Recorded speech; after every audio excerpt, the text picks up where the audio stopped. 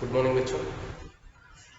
क्या Lakkam memorial CBSE school Mudhol आपको स्वागत करता है। बच्चों, पिछले कक्षा में हम सिंधु घाटी सभ्यता इस अध्याय में मौर्य साम्राज्य की स्थापना में चाणक्य और चंद्रगुप्त की क्या देन है या उनका क्या पात्र है, ठीक है, इस विषय के बारे में चर्चा किए थे बच्चों। तो उसके अध्याय का नाम भी वही है, चंद्रगुप्त और चाणक्य मौर्य साम्राज्य की स्थापना। इस अध्याय पर हम चर्चा किए थे बच्चों, ठीक है। और पिछले कक्षा में वह अध्याय समाप्त भी हुआ था। तो उसमें आगे का भाग है अशोक। अशोक का नाम आप सुने होंगे, ठीक है, महान सम्राट। तो वह अध्याय शुरू करने से पहले पिछले कक्षा में क्या हुआ था, तो उसमें आप देखे हो बच्चों, चाणक्य द्वारा लिखित अर्थशास्त्र में चाणक्य ने किस विषय के बारे में समझाया है और किस विषयों को लेकर उन्होंने उस अर्थशास्त्र की रचना किया है। और उस रचना से, अर्थशास्त्र से लोगों को उन्होंने क्या संदेश देना चाहता है, यह सब विषय हम पिछले कक्षा में चर्चा करते हुए वह अध्याय हम समाप्त किए थे बच्चों, ठीक है। तो उसमें आगे का भाग वही, मतलब आगे का अध्याय कौन सा है? अशोक, महान सम्राट है अशोक के बारे में, ठीक है, जानकारी देना चाहते हैं या अशोक के बारे में हमें समझाने के लिए उन्होंने चाहते हैं। आइए देखेंगे नेहरू जी इस अध्याय में क्या कहते हैं। 273 ईस्वी पूर्व में अशोक इस महान साम्राज्य का उत्तराधिकारी हुआ। कहते हैं मौर्य साम्राज्य 273 ईस्वी पूर्व, उससे पहले 273 ईस्वी पूर्व में अशोक इस महान साम्राज्य का उत्तराधिकारी हुआ। उत्तराधिकारी मतलब राजा, ठीक है, उत्तराधिकारी हुआ। इससे पहले वह पश्चिमोत्तर प्रदेश का शासक रह चुका था। इससे पहले मतलब इसका उत्तराधिकारी बनने से पहले उन्होंने, ठीक है, पश्चिमोत्तर प्रदेश का शासक रह चुका। शासक मतलब वही राजा, मतलब मौर्य साम्राज्य का उत्तराधिकारी बनने से पहले अशोक, इससे पहले मतलब अशोक क्या हुए थे, उन्होंने पश्चिमोत्तर प्रदेश का शासक रह चुके थे। पश्चिमोत्तर प्रदेश का राजा था जिसकी राजधानी विश्वविद्यालय की नगरी तक्षशिला थी। देखो, पश्चिमोत्तर प्रदेश का उन्होंने शासक था ना, तो उसकी राजधानी, जिसकी राजधानी विश्वविद्यालय की नगरी, तो विश्वविद्यालय तक्षशिला विश्वविद्यालय के बारे में पिछले पाठ में समझ लिए बच्चे, ठीक है। उस विद्यालय के बारे में आपको जानकारी मिली है। वही कहते हैं ना, विश्वविद्यालय नगरी तक्षशिला थी। उस समय साम्राज्य के भीतर भारत का बहुत बड़ा भाग आ गया था। क्या कहते हैं उन्होंने? उस समय साम्राज्य के भीतर मतलब अंदर भारत का बहुत बड़ा भाग आ गया था और उसका विस्तार मध्य एशिया तक हो चुका था। देखो क्या कहते हैं उन्होंने, उस साम्राज्य के भीतर भारत का बहुत बड़ा हिस्सा आ गया था। मतलब जिस साम्राज्य का उन्होंने उत्तराधिकारी था, तो उसका उस साम्राज्य के भीतर, उसके अंदर भारत का बहुत बड़ा हिस्सा भी आ गया था और उसका विस्तार मध्य एशिया तक हो चुका था। उसका विस्तार मतलब तो उस नगर फैल गया था, मध्य एशिया तक फैल गया था। केवल दक्षिण पूर्व और दक्षिण का एक भाग उसके अधिकार क्षेत्र में नहीं पाए थे। तो देखो, मध्य एशिया तक पहुंच चुका था, उसका विस्तार मध्य एशिया तक वह साम्राज्य फैल गया था, लेकिन दक्षिण पूर्व और दक्षिण का एक भाग उसके अधिकार क्षेत्र में नहीं पाए थे। संपूर्ण भारत को एक शासन व्यवस्था के मातहत इकट्ठा करने के पुराने सपने अशोक को प्रेरित किया। देखो इधर मातहत मतलब अधीन।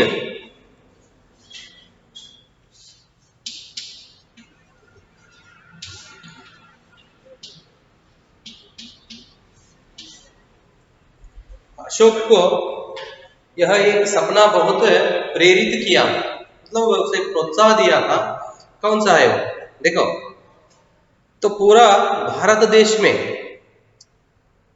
संपूर्ण भारत को एक शासन व्यवस्था के अधीन इकट्ठा करने के पुराने सपने ने, मतलब तो संपूर्ण भारत को उन्होंने अपने वश में या एक अधिकार शासन व्यवस्था के अधीन, तो उस भारत को उन्होंने अपने वश में या भारत को अपने अधीन में लेने का एक सपना उसे अशोक को प्रेरित किया और उसने तत्काल पूर्वी तट के कालिंग प्रदेश को जीतने की ठान ली। ठान लेना मतलब निश्चय करना। देखो उन्होंने, और जब उन्होंने वह सपना उसे प्रेरित किया, उसने तत्काल पूर्वी मतलब पूर्व तट के कालिंग प्रदेश को, तट मतलब किनारे ದಂಡೆ ಅಂದ್ರೆ ಪೂರ್ವ ದಿಕ್ಕಿನ ಕಾಲಿಂಗ ಪ್ರದೇಶದ ಮೇಲೆ ಏನು ಮಾಡಿದ್ರಿ ಅವ ಆಕ್ರಮಣ ಮಾಡಿ ಅದನ್ನ ಒಂದು ತನ್ನ ವಶಕ್ಕೆ ಪಡೆಯಬೇಕಂತ ಹೇಳಿ ಒಂದು ನಿಶ್ಚಯ ಮಾಡಿದನು कौन? अशोक। कालिंग के लोगों के बहादुरी से मुकाबला करने के बावजूद अशोक की सेना जीत गई। देखो उन्होंने जिस एक उद्देश्य से उन्होंने कालिंग पर आक्रमण किया, ठीक है, उस उद्देश्य में उन्होंने सफल हुआ। क्या कहते हैं उन्होंने? कालिंग के लोगों के बहादुरी से मुकाबला करने के बावजूद, मतलब कालिंग के सेना के साथ उन्होंने मुकाबला युद्ध करने के बाद, बावजूद मतलब उसके बाद अशोक की सेना जीत गई। दोनों सेना के बीच में क्या हुआ? युद्ध हुआ। उस युद्ध में अशोक की सेना जीत गई, मतलब अशोक ही जीत गया। इस युद्ध में भयंकर कल्लेआम हुआ। कल्लेआम मतलब सार्वजनिक हत्या।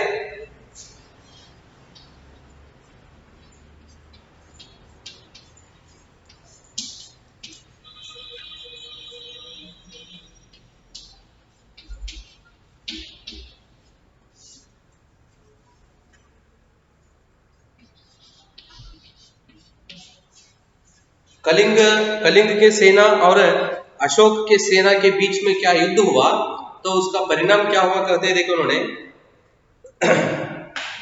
इस युद्ध में भयंकर कल्लेआम हुआ, मतलब सार्वजनिक हत्या हुई, सार्वजनिक लोगों की हत्या हुआ।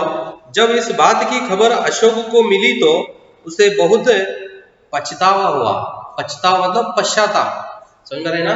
उसे बहुत दुख हुआ उसे अशोक को, जब उस युद्ध का परिणाम सार्वजनिक लोगों पर पड़ा, सार्वजनिक पर पड़ा और उस युद्ध से सार्वजनिकों की हत्या हुआ। यह खबर जब अशोक को मिला तो उस समय उसे बहुत दुख हुआ, बहुत पछतावा हुआ और युद्ध से विरक्त हो गई। विरक्त मतलब सहानुभूति।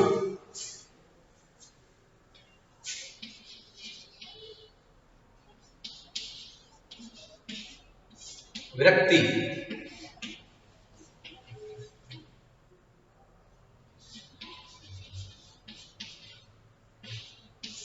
दया, सहानुभूति, ठीक है।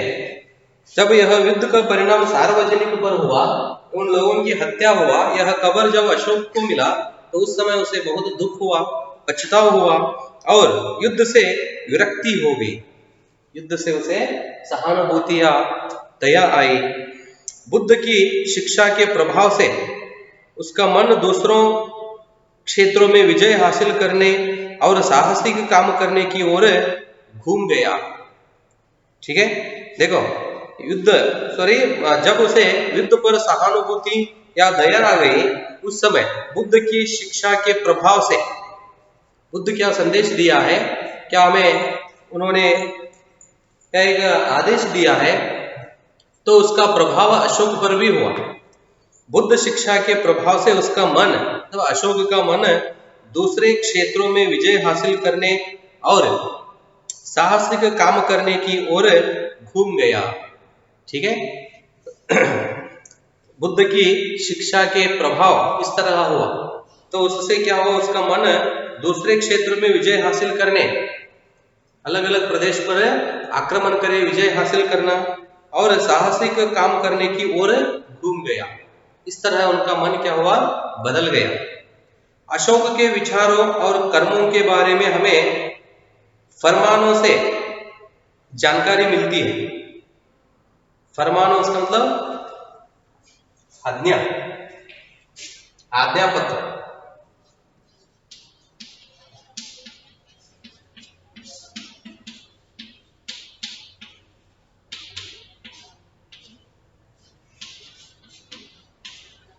आज्ञा पत्र, ठीक है। अशोक के विचारों और कर्मों के बारे में, कर्म मतलब काम, अशोक के विचार और काम के बारे में हमें आज्ञा पत्र से जानकारी मिलती है। आज्ञा पत्र से जानकारी मिलती है जो उसने जारी किए और जो पत्थर और धातु पर खोदे गए, ये फरमान पूरे भारत में फैले हैं और अब भी मिलते हैं। देखो, मतलब आज्ञा पत्र से हमें अशोक के बारे में क्या होती है, जानकारी मिलती है ना। जो उसने जारी किए और जो पत्थर पर धातु पर खोदे गए, खोदना मतलब एक्चुअली खोदना, इसका अर्थ क्या होता है, धरती खोदना, भूमि अಗೆಯುವುದು ಅಂತ ಹೇಳ್ತಿರಲ್ಲ ಅದಕ್ಕೆ। ಬಟ್ ಇಲ್ಲಿ ಅವರು ಹೇಳ್ತಾರೆ ಧಾತು, ಪತ್ತರ और धातु पर खोदे गए, ಕಲ್ಲಿನ ಮೇಲೆ ಕೆತ್ತುವುದು ಅಂತ ಹೇಳ್ತಿರಲ್ಲ, ಚಿತ್ರ ಬಿಡಿಸುವುದು, चित्र बना।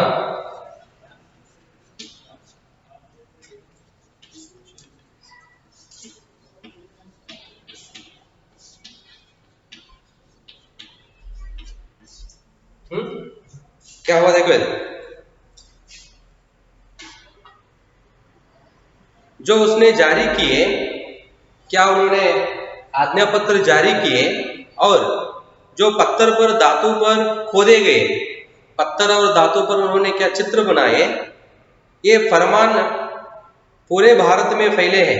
ये फरमान मतलब ये आज्ञा पत्र हो और उन्होंने पत्थर पर क्या चित्र बनाया था, यह सब क्या हुए हैं, भारत में फैले हैं। तो पूरा भारत में वह क्या हुआ है, फैल गया, स्प्रेड होना, फैलना मतलब।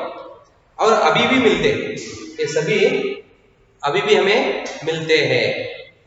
ಅಶೋಕನ ಬಗ್ಗೆ ತಿಳಿಸಲು ಅಥವಾ ಅಶೋಕನ ಬಗ್ಗೆ ನಮಗೆ ಆಜ್ಞಾ ಪತ್ರ ಅಂತ ಹೇಳ್ತಿರಲ್ಲ, ಆದೇಶದ ಪತ್ರ, ಅಂತಹ ಪತ್ರಗಳ ಮೂಲಕ ಅಶೋಕನ ಬಗ್ಗೆ ನಮಗೆ ತಿಳಿಯುತ್ತದೆ ಅಂತ ಹೇಳ್ತಾರೆ. ಜೊತೆಗೆ ಅಶೋಕನ ಬಗ್ಗೆ ತಿಳಿಸಲು ಭಾರತದಲ್ಲಿ ಏನಾಗಿದೆ, ಅನೇಕ ಶಿಲೆಗಳ ಮೇಲೆ ಏನಾಗಿದೆ, ಚಿತ್ರಗಳು ಕೆತ್ತಿರುವುದು ಅಥವಾ ಅವರ ಲಿಪಿ ಮೂಲಕ ಅಶೋಕನ ಕೆಲಸ ಮತ್ತು ಅವನ ವಿಚಾರಗಳ ಬಗ್ಗೆ ನಮಗೆ ತಿಳಿಯುತ್ತದೆ ಅಂತ ಹೇಳ್ತಾರೆ. ಈ ರೀತಿಯಾಗಿ ಅವ ಆಜ್ಞಾ ಪತ್ರಗಳಾಗಿರ್ಬೋದು, ಅಂದ್ರೆ ಅವು ಕಲ್ಲಿನ ಮೇಲೆ ಕೆತ್ತಿರತಕ್ಕಂಥ ಚಿತ್ರಗಳು, ಲಿಪಿ ಆಗಿರ್ಬೋದು, ಇವತ್ತಿನ ದಿನ ಭಾರತದ ತುಂಬೆಲ್ಲ ಹರಡಿವೆ. ಜೊತೆಗೆ ಈಗಲೂ ಸಹ ಭಾರತದಲ್ಲಿ ಸಿಗುತ್ತವೆ. पूरे भारत में फैले हैं और अब भी मिलते हैं। ठीक है।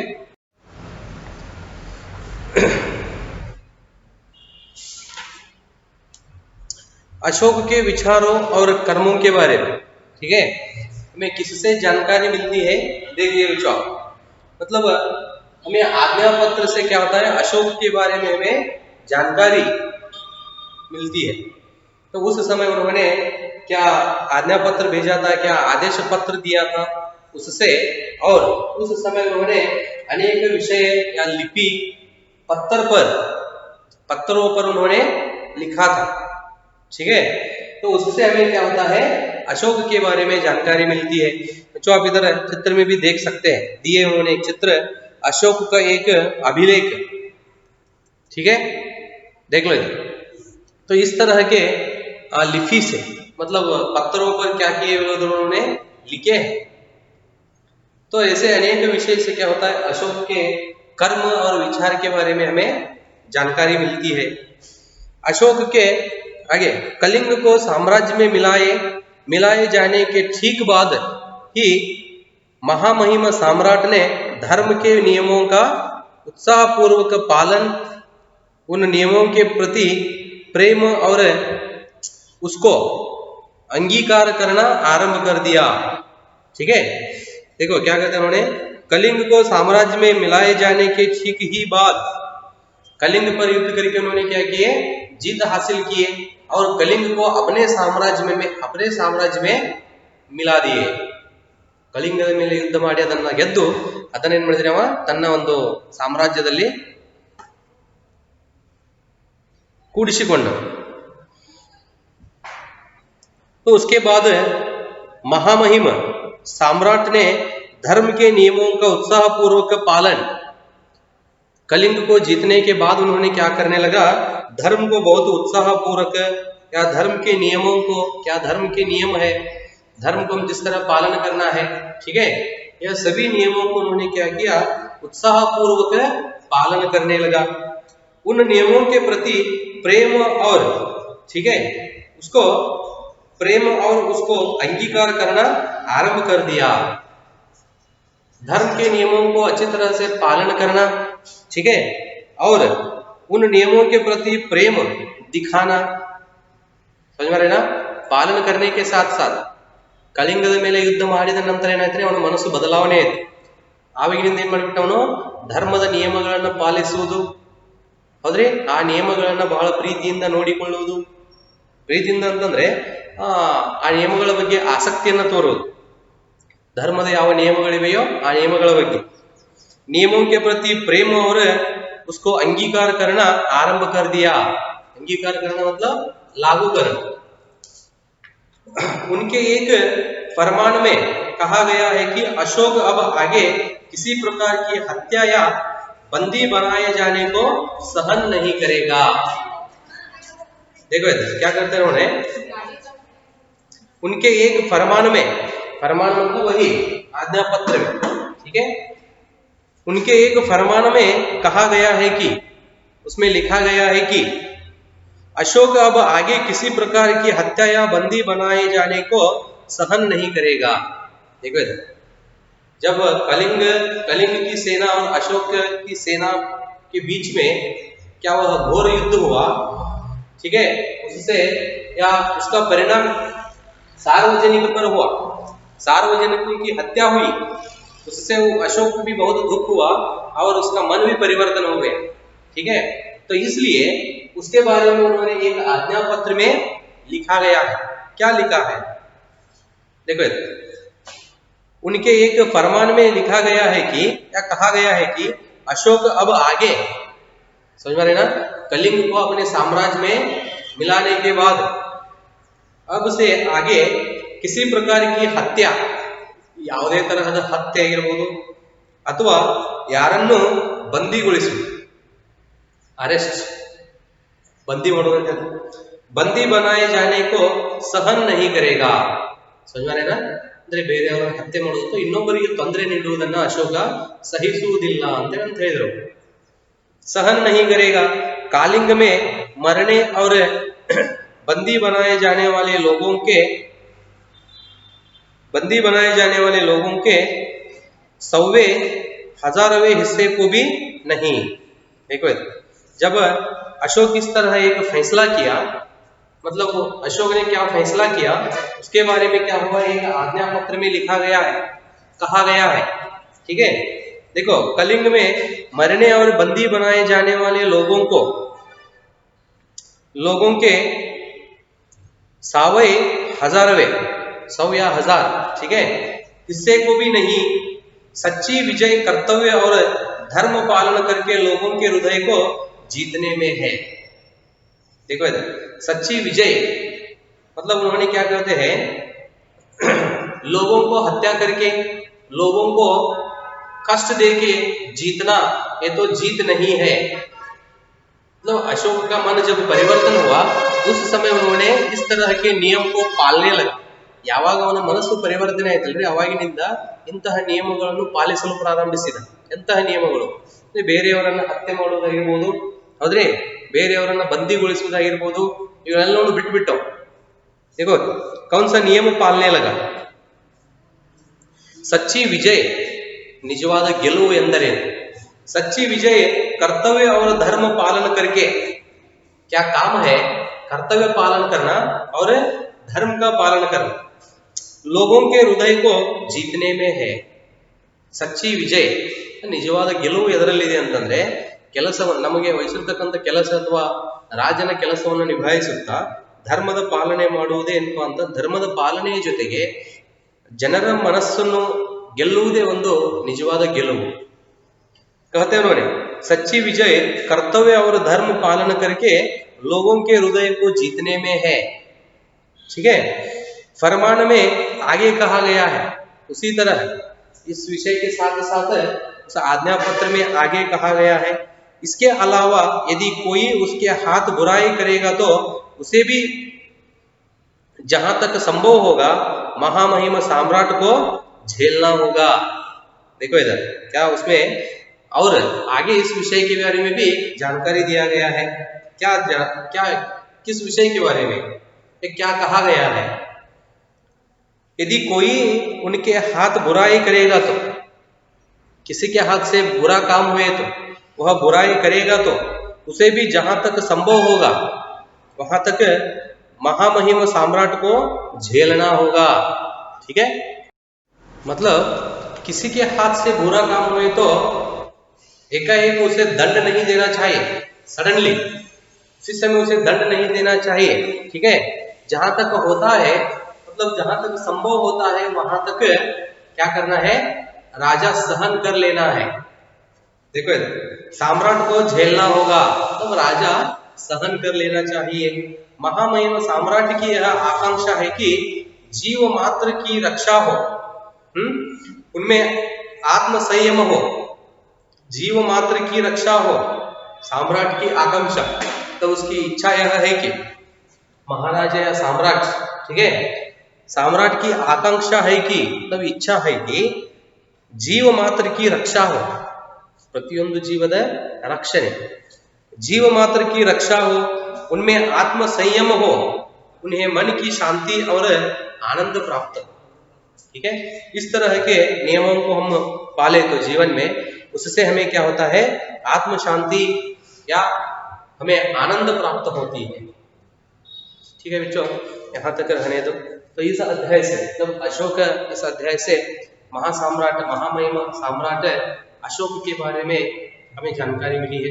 ठीक है, अशोक का मन मतलब अशोक पहले जिस तरह था सम्राट, किस विषय से उसका मन परिवर्तन हुआ और उन्होंने आगे के जीवन में किन नियमों को पालन करने लगा, जिस तरह जीवन का रास्ता उन्होंने बदल लिया, यह सब विषय आज हम देख लिए बच्चों. तो अभी अशोक के बारे में हम समझने का विषय है, तो आगे का विषय क्या है हम अगले कक्षा में देखेंगे बच्चों. धन्यवाद.